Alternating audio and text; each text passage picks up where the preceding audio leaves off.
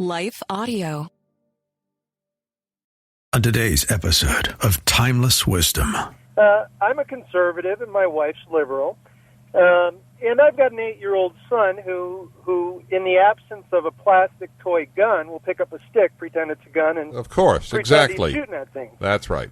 Well, of course, I get a mountain of grief from my wife over this, and to just discuss her that he does this. And I want your take on that. If I believe it's a natural thing. It disgusts her that he goes around shooting. Pretending he's shooting, yes. Right, I see. Well, I need to talk to your wife because it's sometimes easier for a stranger than for a husband or vice versa for a wife to talk to the husband. But what exactly troubles her? I mean, I understand. You know, I want to speak gently because it's your wife, and I don't want to cause any tension. That's coming up on Timeless Wisdom with Dennis Prager. Precious metals dealers come and go. This is Nick Grovich, president of AmFed Coin and Bullion. We've stood the test of time since 1983. With the flurry of coin and bullion dealers coming and going, how do you know who to trust and what to buy? At AmFed Coin and Bullion, we value educated consumers. We want to alert you to good bullion buys in the market and help you steer clear of the tricks and bad deals. Call AmFed Coin and Bullion for a free coin performance review. 800-221-7694 or AmericanFederal.com. Welcome to Timeless Wisdom with Dennis Prager. Hear thousands of hours of Dennis's lectures, courses, and classic radio programs. And to purchase Dennis Prager's Rational Bibles, go to DennisPrager.com.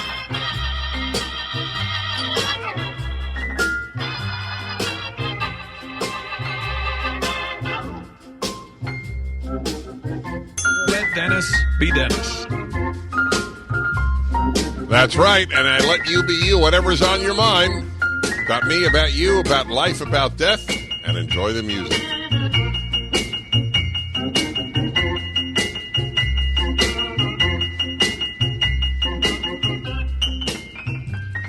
Okay, everybody, this is the third hour on Friday on the Dennis Prager Show. Whatever's on your mind. I love it. You seem to love it too, which is nice, because if we had differing views of an hour of my show, that wouldn't work. If I liked it and you didn't, that wouldn't be good, and if you liked it and I didn't, that wouldn't be good either. I'm Dennis Prager. I don't know if I said that, so I have to say it, and here I am. I'm going to tell you something. This is dramatic. Ready? My trainer, I'm with her, I think, like 2.5 years now. No, 2 years. 2 years, I think. Whatever. But it's a lot because it's 3 times a week when I'm in town. So she just got married and she's pregnant. And she found out the sex of the child. She is unbelievably traditional. She doesn't even know she's traditional. She just thinks she lives on Earth. She says it's a boy. By the way, it is very funny. I hope she's not listening. She's probably training somebody. She said, you know, it was a mother's intuition. I knew it was a boy. And that stuff cracks me up. There is no such thing as mother's intuition with regard to the sex of whom you're carrying. Every single theory is not true. Every single one. Well, if the belly is like this, or if it cooks like this, there is no way outside of an ultrasound to know, okay? Just want you to know. Anyway, she showed me the first picture she's ever had of her son, and she's 5 months pregnant. So she's in her 20th week. And she showed me the picture, and do you know what I saw? It's actually, I had her send it to me, text it to me. It is dramatic. The child's hand is up like this. All 5 fingers are as clear as a black and white photo. And I didn't say it to her because I don't talk the issues that I talk. I don't know. I don't even know how she votes after all these years because it's not something I talk to her about. And but the first thing I thought was, how could anybody morally defend abortion looking at that picture? Hello? folks, it shows you how people fool themselves. She doesn't call what she's carrying a fetus. Nobody says to her, the most pro-choice friends of hers don't say, hey, how's the fetus doing? They go, how's the baby doing? So isn't that a bizarre thing? If the mother wants it, it's a baby. If she doesn't want it, it's a fetus. That's the proof that people use language to deflect from the moral question. All righty, everybody. Dustin in Carson, California. Hello, Dustin. Hey, Dennis, a long-time fan. Thank you. I'm a college professor, and I'm writing a book about why we shouldn't get rid of Shakespeare, and I wanted to know what your favorite Shakespeare play is and why. I saw your call, so I've been thinking about it and thinking about it. First of all, I hope you get. Do you have a publisher? Not yet. Just working on that. Yeah, I really hope you get one. It's yet. a very important book to write because he was a giant, and his understanding of the human condition is astonishing. It is just astonishing. Yeah, but the idea of getting rid. Sorry. No. I'll just answer you. All things being considered, in other words, if somebody were to say, hey, you can have tickets to any of his plays, which would it be? I don't think you would expect this, but it would be Othello. Nice. Yeah. First of all, that's a good one. Yeah. Yeah. Well, it has the only, and you know Shakespeare far better than I have no doubt, but I believe Othello, I guess Othello we say in English because Othello is the opera, but Othello has the only purely negative character in Shakespeare, Iago. Is that correct? Yeah. Yeah. Mm-hmm. Yeah. So, we still don't know why he did what he did. That's right. Exactly. And so there are so many Iagos walking around.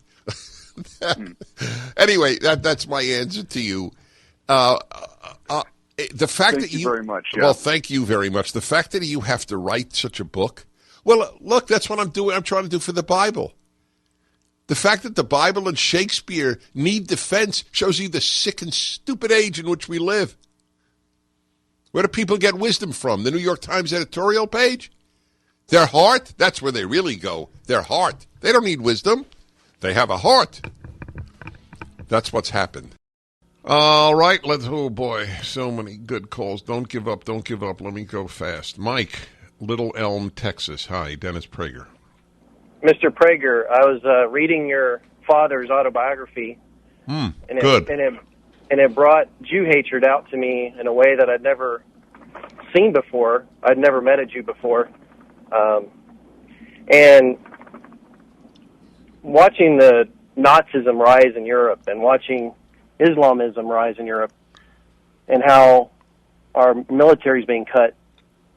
Do you worry that there might be a second Holocaust in Europe one day?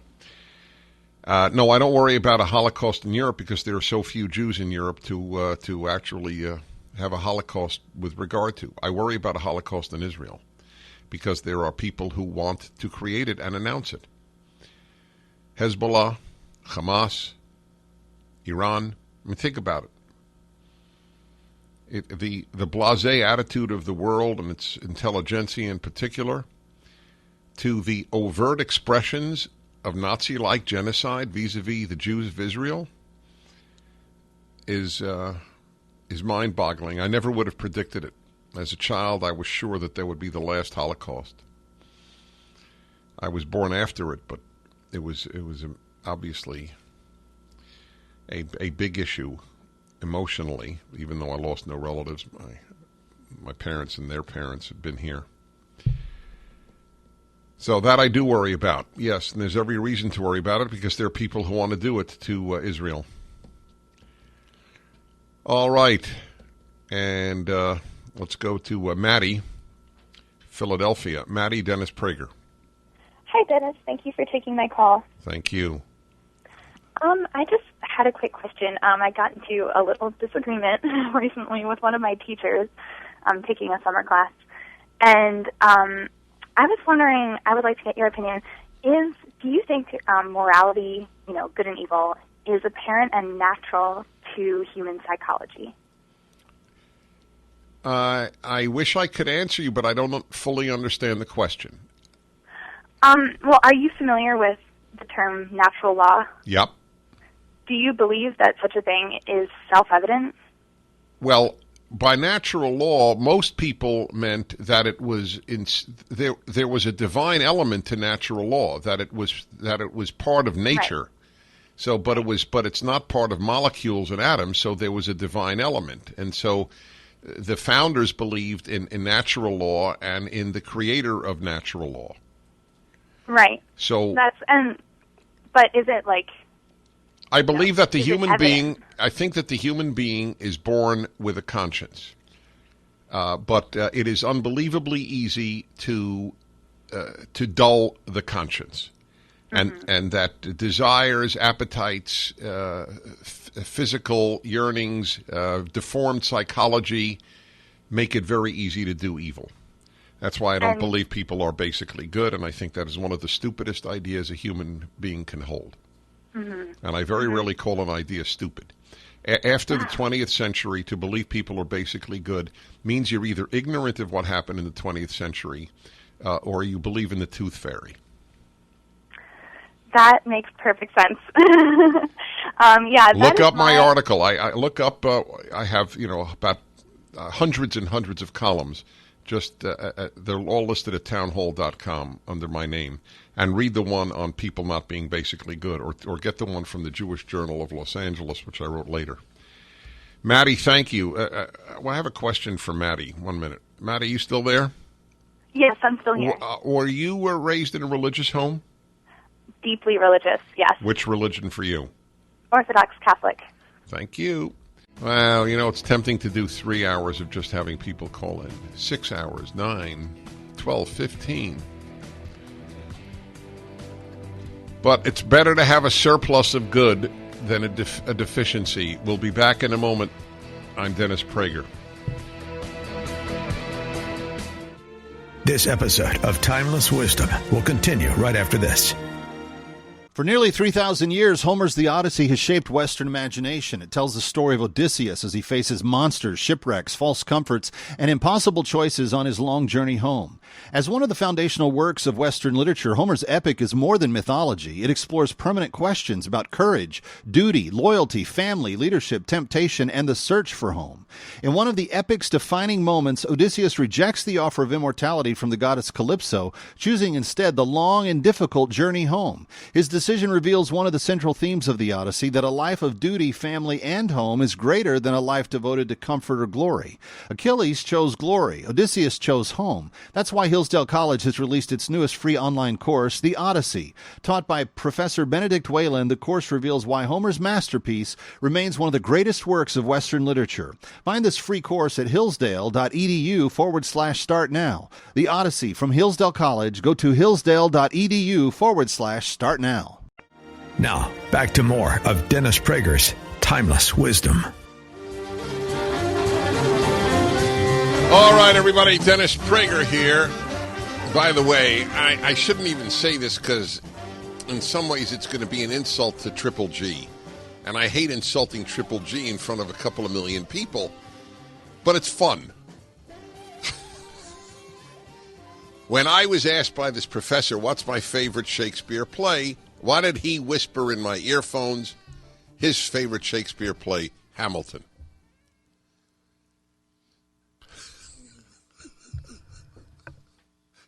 I made that up.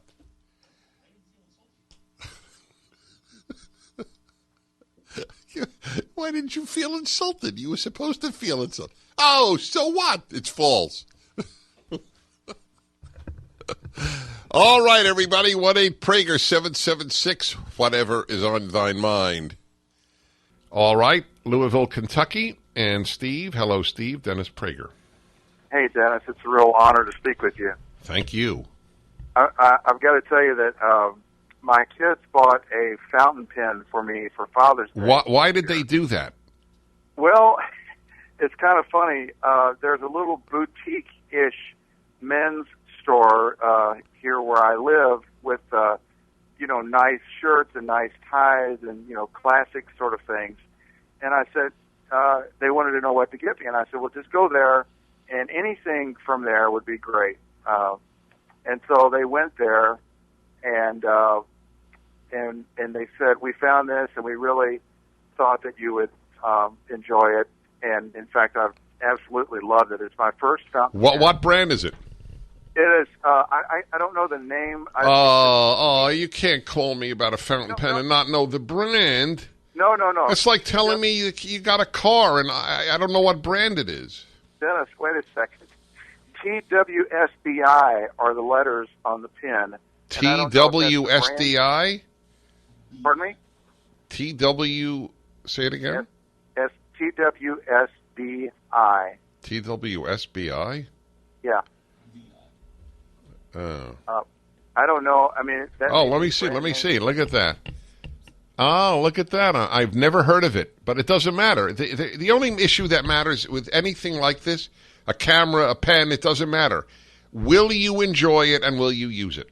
Absolutely. Then that's all that matters. Is it? Yeah. I assume it's a medium point. See, if you were here, I would teach you how to clean the pens. I would teach you the difference between the nibs. Whether it is a gold nib or a steel nib, I would teach you about fine versus medium versus broad. And, of course, the greatest joy, or one of the greatest joys, is the staggering number of inks. Yes. So don't confine yourself to black or blue. I love writing, for example, with purple. Okay. I would not think that of you, but you seem like a basic black kind of guy. Oh, wow. That is so sad. I'm going to cry. Is that how I come across? Basic black? You don't seem to be such a sensitive guy as you've turned out to be. I mean, you're just like plain black ink, and now you emotionally crumbled on me. Please don't do that. Oh, boy. This is a tough call. All right, love look. Your show. Love everything you stand for. You're a kind man. Enjoy your pen. If you saw the number of bottles of inks that I have, you would think I was an eccentric. Jim in St. George, Utah. Hello, Jim. Dennis, how are you?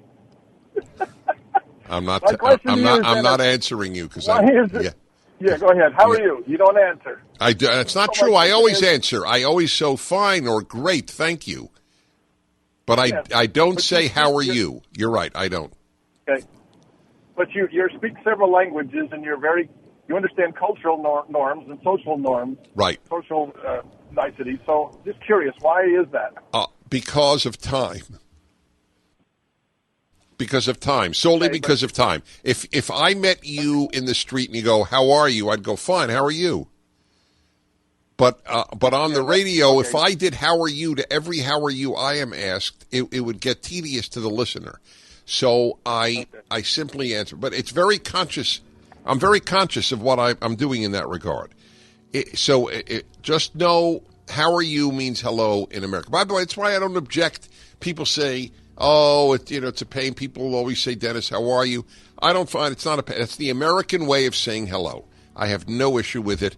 I just don't take up a lot of time. But that's the way Americans work. How are you? By the way, every country has that. What's new? Let's see. Let's see. What else? Let's see. Comment ça va? How is it going? That would be French. Что слышно in German, in Russian. So that would be, or как дела? How are things, or what's heard? Hebrew would be what's heard.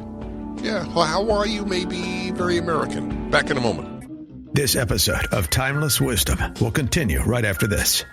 Dennis, I have been enjoying the Timeless Wisdom again. I listened for years. You have impacted my life positively with your humility, intellect, ability to communicate, your sense of humor, fascinating subjects. We pray for you here in Utah, and I'm grateful to know that you still have your intellect. We love you and want you to know of your importance to us. Thank you. Are you enjoying Timeless Wisdom? We'd love to hear from you. Call 877-243-7776 and leave a review, share your thoughts, or just even an encouraging word for Dennis. Your voicemail might just make it on the show. That's 877-243-7776. That's 877-243-7776. Thanks for listening and for your support. Now, back to more of Dennis Prager's Timeless Wisdom. Okay, let's go to one of the less significant calls of the day. And Maria in St. Paul, Minnesota. Hi. Hi, Dennis. Thank you for taking my call. All right, so let's see. If you want to see good hockey, why don't you come to Minnesota for the Minnesota High School State Hockey Tournament in March? And they have cheerleaders, high school cheerleaders on skates. I mean, that's like unbelievable combination. I know. In all seriousness, how good is the best high school hockey? Dennis, my husband's a high school hockey coach, and I've been going to these for a long time, 20-some years, 28 years. And it is fabulous because fighting is not good. Legal. I hate the fighting in hockey, and I love hockey. I know you do, Yeah. from what you said. So that's why I think you should come. And you could come to our Sabbath, and you don't have to. So it starts Wednesday, so you wouldn't miss your Sabbath. Well, you have Sabbath on Wednesday? No, but I'm saying you could come to Friday night to Sabbath. Oh, that's very sweet of you. Uh-huh. Yeah. You're Jewish? No, we talked. You took my call on Tuesday. Oh, you're among the Christians who observe the Sabbath Friday night. Gotcha. Okay. Okay. Beautiful. So just one more question about back to the hockey. Do pro scouts come to these games? Yes, they do. I would think so. Okay. Even though they're that young, they still. I mean, well, they're not much younger than some of the young. Because they encourage the high school kids to play juniors. Right. It makes sense. Yes. To go to college. Yeah. So, do you have kids? We have 6 kids. Our youngest is 18. We're almost done. So you. Let me think. You could have a hockey team just of your kids. Yeah, we could actually. Yeah, 2 defensemen, goalie, and right wing, left wing, and center. Right. That's it. Yeah, you got it. I think that's great. How many parents could say that? We have enough kids to make a hockey team. The Kings send out a line of Wayne Gretzky along with Luke Robitaille and Dennis Prager. Gretzky wins the faceoff. He gives it to Robitaille. Robitaille gives it to Dennis Prager. Here's Prager to center ice with Gretzky. 2-on-1 break. Gretzky back to Prager. He stumbles and falls. You know, that's worse than the punishment room. Me being booed by all these fans at Staples Center. Oh, that was revenge for the that you said Hamilton was Shakespeare's best play. All righty, and let's go to Emily, who is 16 years old as of this call in Los Angeles. Are you 16 and a half, 16 and a quarter? What is it? I just turned 16, so. Okay, very good. So you apparently had called in recently, and I said, call me back? Yeah, I called 2 weeks ago, and I was talking about women choosing to work and instead of choosing a family or whatever. Yeah. Right. Good, yes. So I recall that, actually, and I did ask you to call back. So go ahead.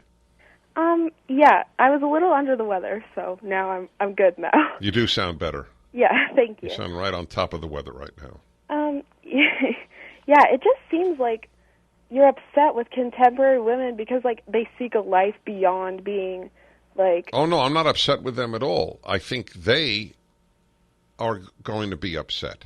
I'm not. Why would I be upset with a woman? I'm upset with a woman who decides not to marry, just as I'm upset with a man who decides not to marry. Okay, well, I mean... But I think that women have been sold a bill of goods that they will derive as much joy and happiness in life from career success as men do. I think that happens, but it is the exception rather than the rule, with regard to women's nature. Well, how do you know about all women? Like you're I don't. There's no such thing as all women or all men. But can I talk about I never use the word all. I generalize, and all generalizations. Here I am using the word all. All generalizations are exactly that, a generalization, not a statement of all. There's almost nothing I can say all about. Yeah. Okay. Well, I mean, I think that most women would be happier with a fulfilled relationship with a man and children who give her more or less happiness than from a great career when she looks at her life at 50, let alone at 75. Last time you said, like, God or nature is misogynist, and I really think that's not true. Well, I needed to know what the context was. If you said that's a I think you said that's a misogynist idea, and then I said God or nature is misogynist then. Yeah. If you think that, why is it misogynist to say that a woman would derive her greater pleasure from relationships and humans than from career? Why is that misogynist? Because it's saying that women are, would be happier being confined to a home. Well, why is it? Why do you use the word confined? Why was a woman happier confined to a job?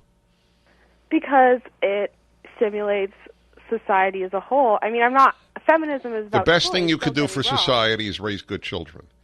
There is no career you could have other than finding a cure for cancer that would even come close to raising good children. If you really want to serve society, it's the single best thing you can do. Okay, well, but why don't you say the same thing about men? I do. I want every man to marry, but I know male nature, and male nature, for males to be happy, no matter how much joy they have in their marriage and with their children, their essence needs to be fulfilled through conquering something outside of the house. Okay, and also one more thing. You talked about how women shouldn't go into careers because men don't like older women, and by postponing it, they're getting older, and men don't want to be with an older woman. And I think it depends on the circumstance. It's like everything depends on circumstances, but again, the general rule is that you have a greater choice in men at 25 than at 55. Ask every single woman who's 55 whether or not that's true.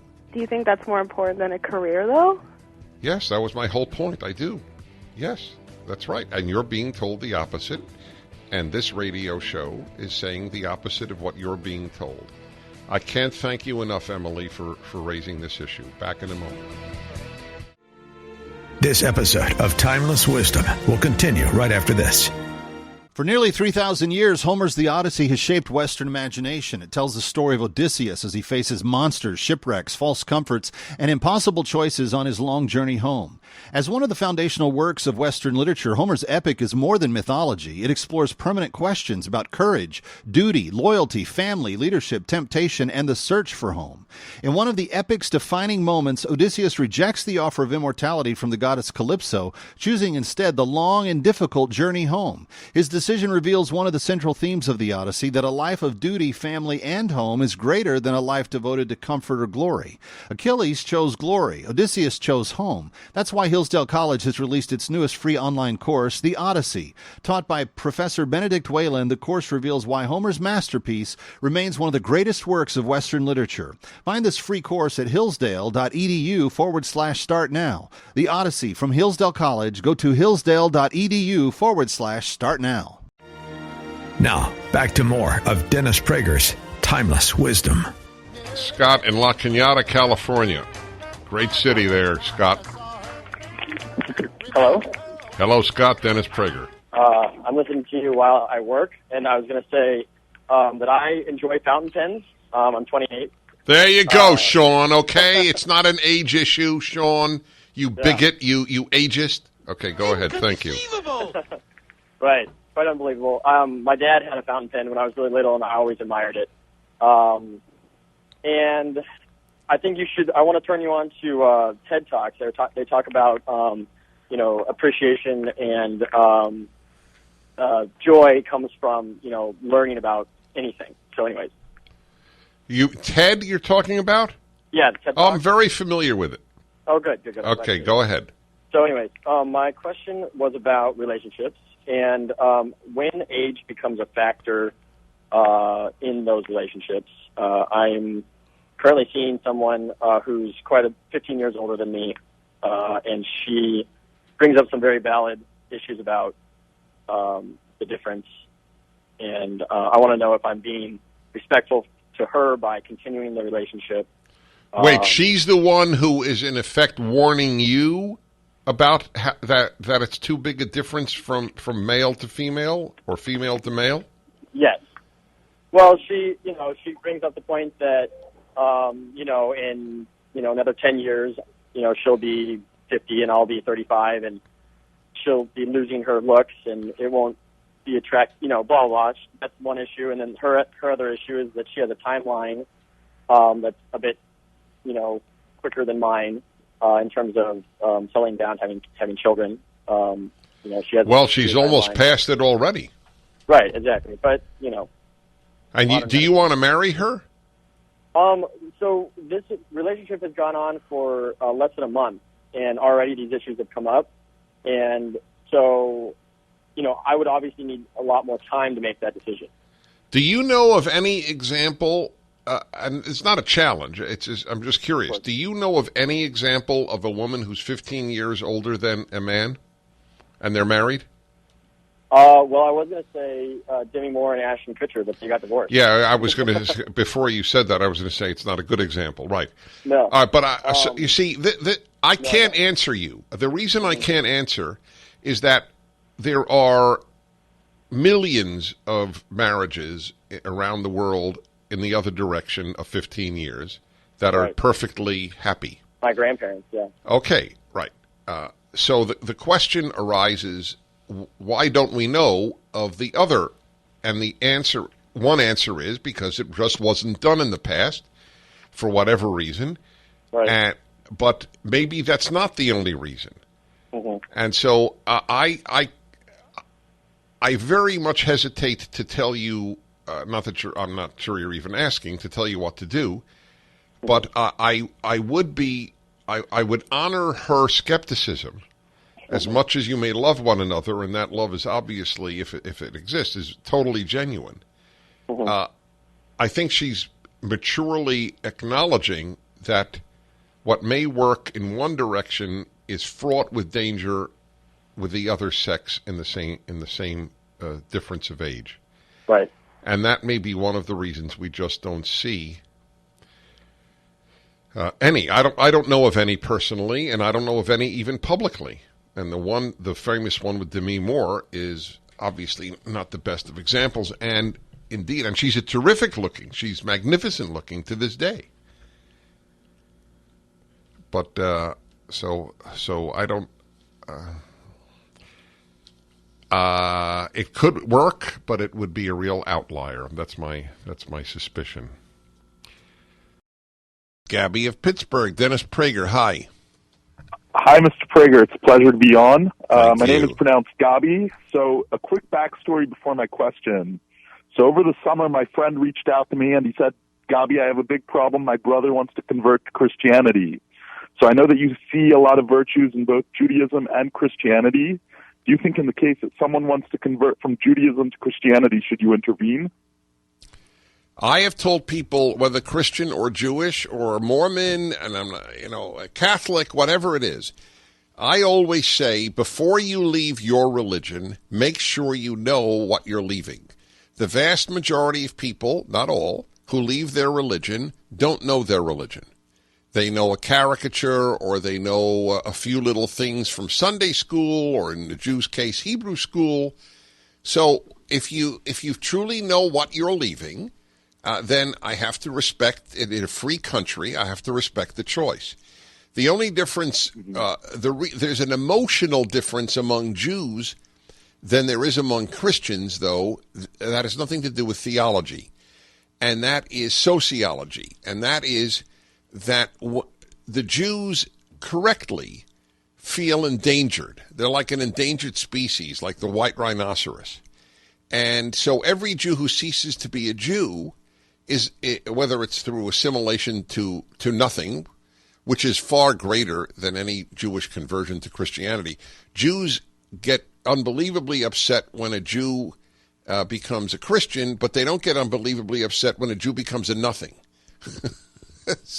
which results...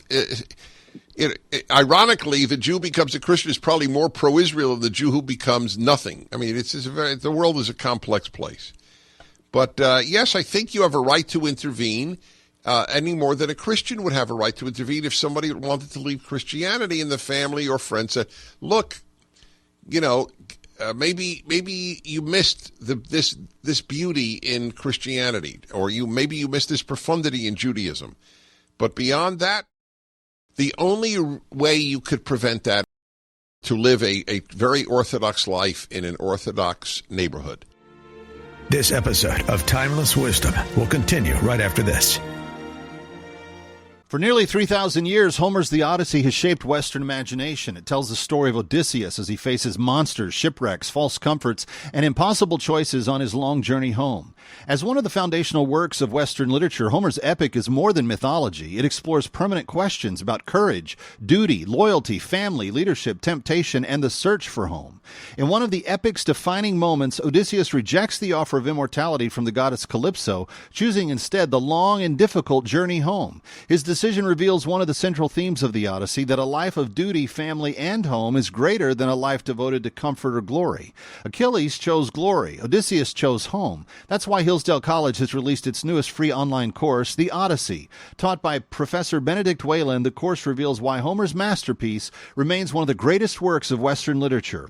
Find this free course at hillsdale.edu/start now. The Odyssey from Hillsdale College. Go to hillsdale.edu/start now.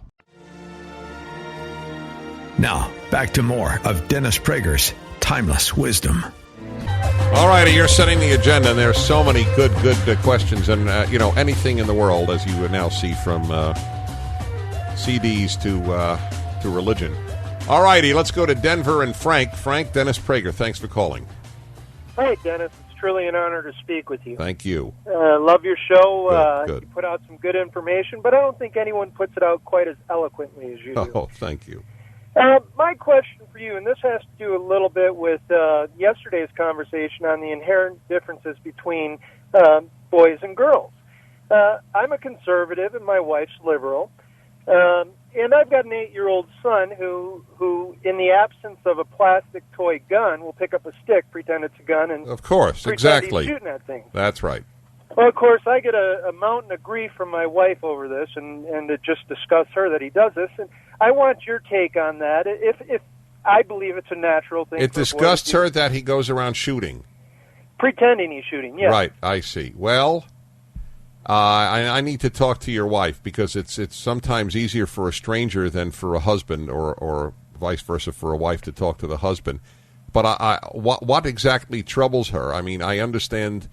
I want to speak gently because it's your wife, and I don't want to cause any tension. But there is nothing wrong in a boy going around shooting. Boys like to do that. It is totally natural, just as there are natural things for girls to do. And tell her that if boys didn't shoot a lot in American history, we would have no America and we'd have no freedom. My question is, what is the boy shooting at? I mean, if he's shooting, if he's making believe he's shooting at the president or shooting at mommy, then I would have concern. But if he's shooting at bad guys, you there? Yes, I'm here. If he's shooting at bad guys, then that's wonderful. That's why. By the way, I fell into this trap with my firstborn son. I fell into this, and I didn't get him toy guns.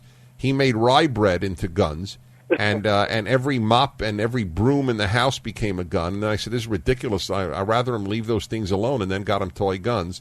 And he's as gentle as you can imagine. But he also believes that sometimes you have to fight in order to preserve good values. Exactly, and I think you helped me out because I got her listening to you about 2 weeks ago, and I hope she's listening today. I hope so, too.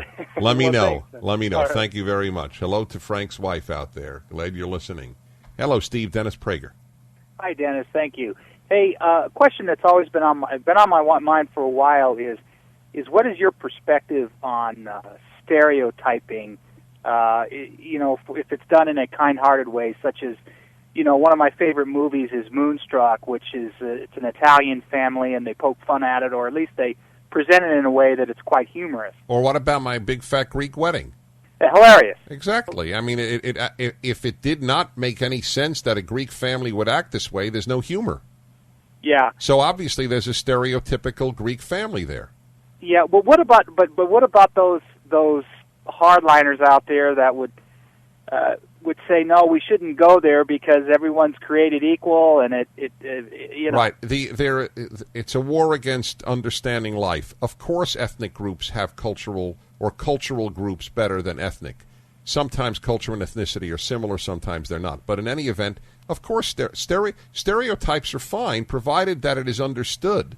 In fact, stereotypes are helpful, providing that we do not assume that every member of the group has those characteristics. Then that's racism. Sure.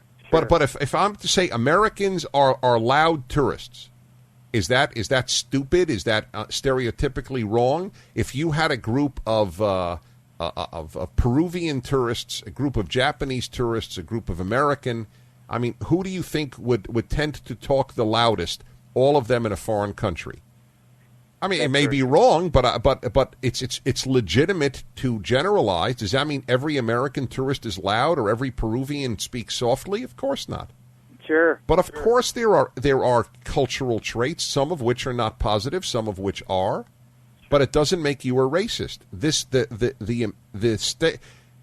That's what I mean why college teaches you not to think. They say, "Oh, you can't stereotype." Of course you can stereotype, and by the way, they do it all the time.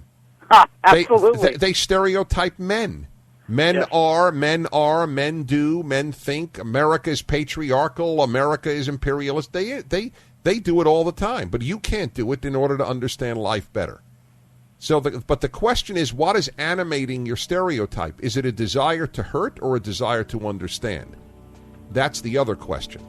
Okay? Well, I appreciate that. All right. I appreciate that. Thank you very much. I appreciate your question. That's why I took it. It's a very important one. Tomorrow on Timeless Wisdom with Dennis Prager. Is there meaning to life if there is no God? And the answer is no. Personally, I'm an atheist, and I see meaning to everything that exists. Trees. I think that's great. I think that. Well, now that you mention that, what meaning do you see in a tree? There's meaning beyond just looking at the tree and seeing the tree as a physical entity. There's an essence beyond our human understanding. The thought I have Well, that doesn't make any sense to me. There's an essence. There's an essence to a tree that is beyond our human understanding, but there is no God. So you find God irrational, but you find your comment to be rational. Well, my point is this, is obviously we're trapped within our senses, and we cannot understand the tree the way that God would, okay? Yeah, but you don't believe in God, so why are you saying that? Oh. Join us tomorrow to hear more on Timeless Wisdom with Dennis Prager. Visit DennisPrager.com for thousands of hours of Dennis's lectures, courses, and classic radio programs, and to purchase Dennis Prager's Rational Bibles. We want to take just a second to thank the team at Life Audio for their partnership with us on the podcast. Go to lifeaudio.com to find dozens of other faith-centered podcasts in their network, including shows about prayer, Bible study, parenting, and more. Rising interest rates, stock volatility, out-of-control inflation. People are concerned about what the future holds financially. This is Dennis Prager for AmFed Coin and Bullion. There's no better time than the present to move a portion of your IRA into precious metals. You should know there's a right and a wrong way to set up your precious metals IRA. Mistakes could cost you hundreds of thousands of dollars in IRS fines. Call AmFed Coin and Bullion, 800-221-7694. AmericanFederal.com. That's AmericanFederal.com.